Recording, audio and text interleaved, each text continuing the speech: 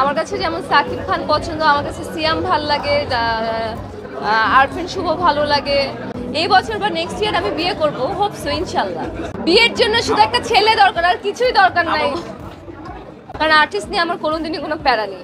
ঈদের কাজ তো অলরেডি শুরু করে দিয়েছি আমরা, কারণ ঈদের যেহেতু আর 1 মাস বাকি, কাজ আসছে।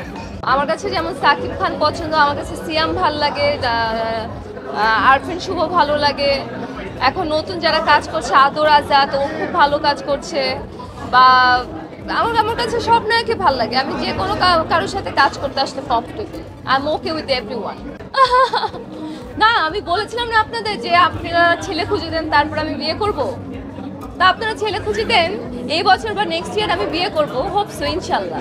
হ্যাঁ, সিনেমার কথাবার্তা আসলে অনেকের সাথেই হয়, কিন্তু বললাম না, স্ক্রিপ্ট বা ডিরেক্টর যদি আমার একদম পছন্দ হয়, স্ক্রিপ্ট বা ডিরেক্টর, কারণ আর্টিস্ট নিয়ে আমার কোনোদিনই কোনো প্যারা নেই।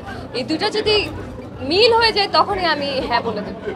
সিনেমা যদি সবকিছু ঠিক হয়, সবার আগে তো আপনারাই জানবেন। হয়তো এবছর, আমি তো চাই এবছরই আমাকে আপনারা বড় পর্দায় দেখেন, এটা আমার ইচ্ছা।